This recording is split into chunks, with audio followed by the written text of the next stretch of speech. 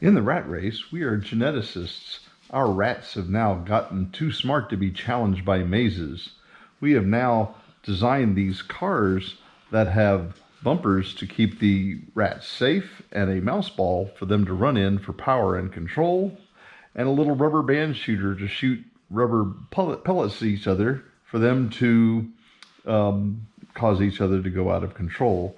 And then what we do is we put all of those cars into the arena and see who gets out with the cheese. We're using the components from the Rat Race Deluxe Edition for this demo.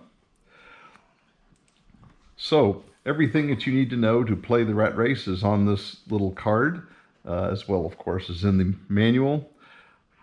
At the beginning of setup, we can set up the board as this way, and so forth with the walls. What we do to start is every player will take cubes and put them on their car board. There are 6 different cars, and when you get used to the single cars, you can also add one of the 8 different drivers. And so you put cubes on the board where you have flags, as so. Then you take one of the gold cubes and you drop it on the board from about 3 inches above. Each player will do this. So if we had 3 players, you would have 3 gold cubes on the board. And then each player will also drop a green and a blue cube on the board and try to put it into a hex. That is actually not matching with anything else that's already on the board in the same hex.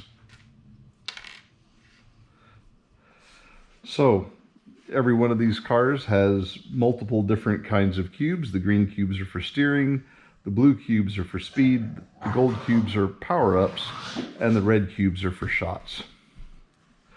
On your turn, you will always gain 1 green cube, and you may either increase the number of blue cubes that you have or decrease the number of blue cubes that you have. And then on your turn, you may play any of the cubes that you have in any order.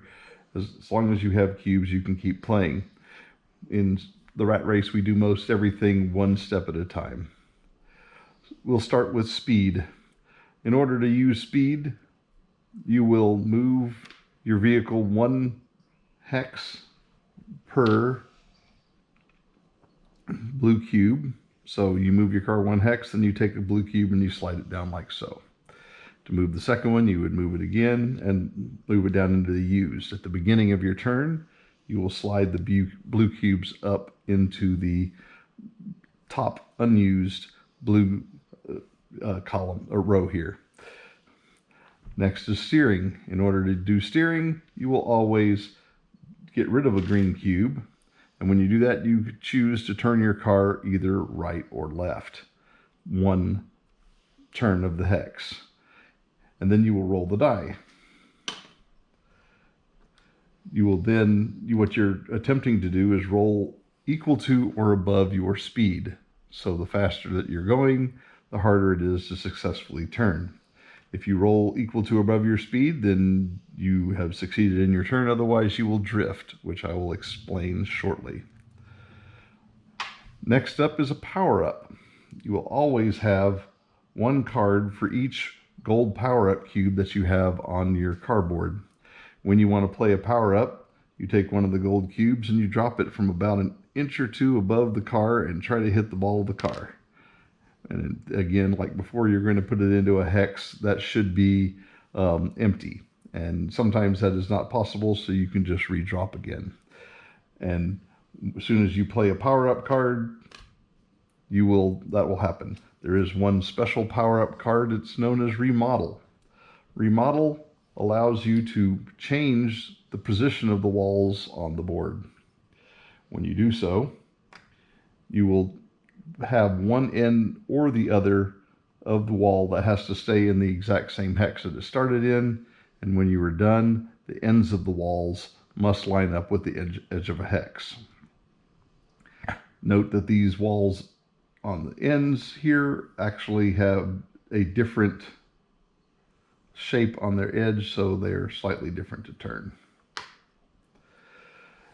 Once somebody has picked up the cheese, which is accomplished by picking up the driving right over the cheese here, one of the two ways to get somebody to drop the cheese is to shoot them.